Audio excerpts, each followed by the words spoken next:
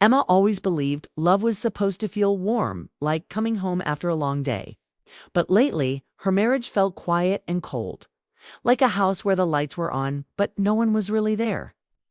Every evening, she waited for Daniel, watching the street from the kitchen window as the sun slipped behind the trees in their Oregon neighborhood. Cars passed, children laughed outside, families walked their dogs, yet inside Emma's chest grew heavier. Daniel came home later and later, tired and distracted, speaking in short sentences while checking his phone. They ate dinner together but barely talked. At night, he turned away and fell asleep while Emma stared at the ceiling, wondering when they had stopped feeling like a couple. She wasn't angry with him. Daniel worked hard, paid the bills, and never raised his voice. But something important was missing. She missed the man who used to ask about her dreams, who laughed at her silly stories, who held her hand just because he wanted to. Now everything felt like a routine. Wake up, work, eat, sleep. Repeat. The love was still there, but it was buried under silence. That evening, when Daniel came home earlier than usual, Emma felt her heart beat faster. Maybe this was her chance. They sat at the small kitchen table, the clock ticking loudly between them. Daniel talked about traffic and a meeting at work, while Emma nodded, barely hearing him. Her hands shook around her glass of water. She had carried these words inside her for weeks, afraid of what might happen if she finally spoke them. When the silence returned, Emma took a deep breath. "Daniel, can we talk?" He looked up, surprised but calm. "Sure. What's going on?" The words felt heavy in her throat. "I don't feel close to you anymore." He frowned slightly, like he didn't understand. "What do you mean? We're fine." That single word hurt more than she expected. Fine sounded like nothing was wrong, like her feelings didn't matter. "I'm lonely," Emma said softly. "I miss us. I miss feeling like your wife, not just someone who lives in the same house." Daniel leaned back in his chair, rubbing his forehead. "I work hard for this family. I'm exhausted, Emma." "I know you do," she replied gently, tears forming in her eyes, "and I'm grateful. But love is more than paying bills and coming home late. I need time. I need attention. I need to feel important to you." The room grew quiet again. Daniel's jaw tightened. "So now I'm not enough." "That's not what I'm saying," Emma whispered. "I'm saying I'm hurting." He stood up slowly, pacing the kitchen. "I don't know what you expect from me. Can't quit my job. Not asking." "You too," she said quickly. "I'm asking you to be here, with me." He stopped walking and looked at her. "So what do you want, Emma?" Her heart felt like it might burst. "I love you," she said, her voice shaking. "But I need more than this life we're living." His eyes widened. "More," he repeated. "More how?" Emma swallowed hard. She wasn't asking for luxury or excitement. She was asking for connection. For love that felt alive. "I need to feel like your partner again," she said. "I need to know you still choose me." For a long moment, Daniel said nothing. His face showed confusion, frustration, and something close to fear. Finally, he grabbed his keys from the counter. "I need some air," he said quietly. Before Emma could stop him, he walked out the door. The sound of it closing echoed through the house. Emma sank into her chair, her chest aching. Tears spilled down her cheeks as reality hit her. Had she just destroyed her marriage? Had speaking the truth pushed him away forever? The house felt bigger and emptier than ever. She stared at the door, hoping he would come back, hoping he would understand. But minutes passed, then hours. The sky outside darkened and the warm lights of the street flickered on. Emma wrapped her arms around herself.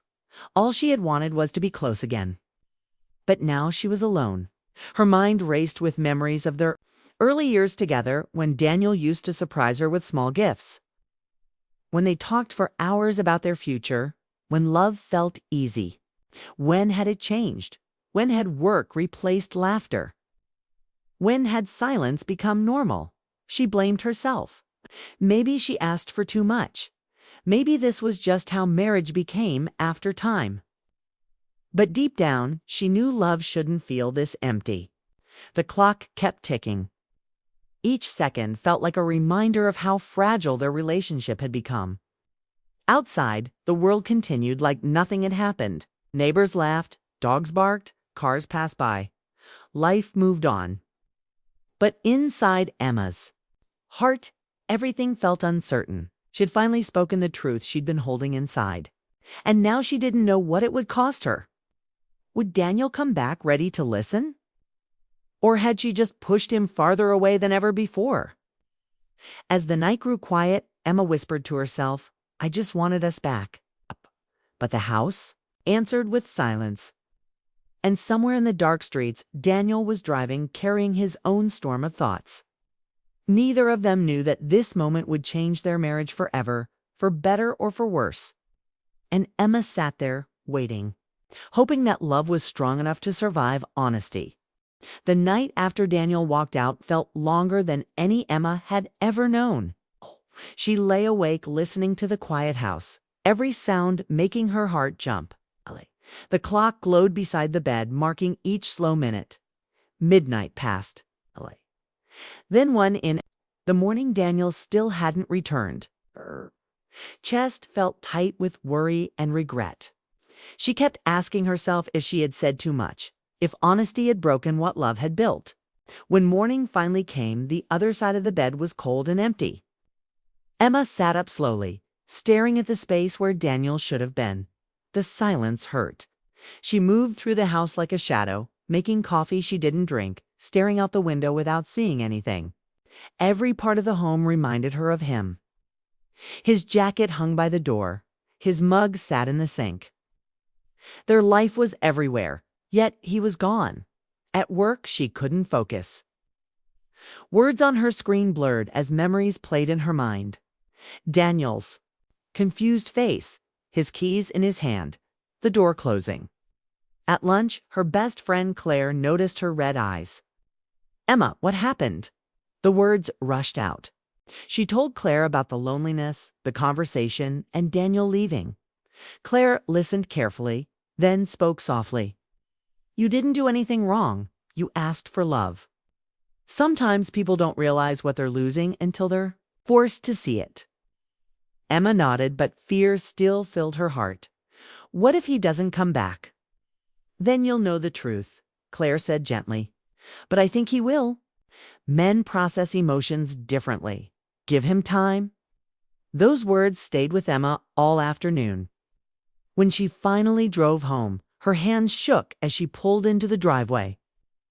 Daniel's car was there, her breath caught. Inside the house, he was sitting on the couch, elbows on his knees, staring at the floor. He looked tired, like he hadn't slept either. They looked at each other in silence. "Hey," Daniel said quietly. "Hey," Emma answered, her voice small. For a moment, neither of them moved. Then Daniel stood slowly. "We need to talk." Emma nodded. They sat across from each other, the same spot where everything had changed the night before. "I drove. For hours," Daniel said. "I kept thinking about what you said. At first, I was angry. I felt like no matter what I did, it wasn't enough." Emma swallowed hard. "But then I realized something," he continued. "You weren't asking for more money. You weren't asking for a different life. You were asking for me." Tears filled her eyes. "I didn't see how distant I'd become," Daniel said softly. "I thought being responsible was being a good husband.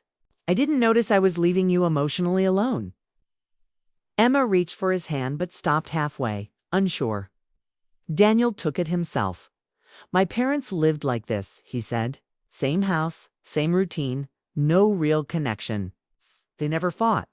But they never laughed either. I guess I thought that was normal." He looked up at her, pain in his eyes. "I don't want that future." Emma's tears finally fell. "I still love you," Daniel said. "I just got lost in work and stress and forgot to show it. She squeezed his hand. I never stopped loving you. I was just scared of disappearing in our marriage. Daniel nodded slowly. When you said you needed more, it scared me. I thought you meant you wanted someone else. But now I understand you just wanted your husband back. Yes, Emma whispered. They sat close, hands locked, breathing slowly. I can't change overnight, Daniel said, but I can change. Hope flickered inside Emma's heart. I want to come home earlier, he continued. I want to eat dinner without my phone. I want to talk again. I want us to matter more than my job. Emma smiled through her tears. It's all I ever wanted. That evening, they cooked. Together like they used to years ago. They laughed when Daniel burned the garlic bread. They talked about memories and dreams they had forgotten. It felt like opening a window in a room that had been closed for too long. Over the next days, Daniel kept his word. He left work on time. He sent Emma messages during the day just to say he missed her. They went for walks in the neighborhood at sunset. They sat on the couch talking instead of scrolling on phones. Slowly, warmth returned. Not perfect, but real. One weekend, Daniel surprised Emma with a short trip to the coast, a place they loved when they first dated. They walked along the beach, waves crashing softly beside them. I forgot how good this feels, Emma said. Me too, Daniel replied. I forgot how much I needed us. That night they sat watching the ocean in silence, but this silence felt peaceful, not empty. I'm proud of you for speaking up, Daniel said. If you hadn't, I might have kept drifting. Emma rested her head on his shoulder. I was terrified. I almost ran from it, he admitted. But losing you scared me more. When they returned home, life didn't suddenly become perfect. There were still busy days, tired evenings, and small disagreements. But now they faced them together. They talked. They listened. They chose each other again and again. One night, as they lay in bed, Daniel turned toward Emma instead of away. Thank you for asking for more, he whispered. You reminded me what love is supposed to feel like. Emma smiled softly. Thank you for hearing me. Outside, the neighborhood was quiet. The same houses, the same street, but inside their home, something had changed. Love wasn't just routine anymore. It was alive. And Emma realized something important. Needing more didn't mean love was broken. Sometimes it meant love was ready to grow. And in speaking her truth, she hadn't ended her marriage. She had saved it.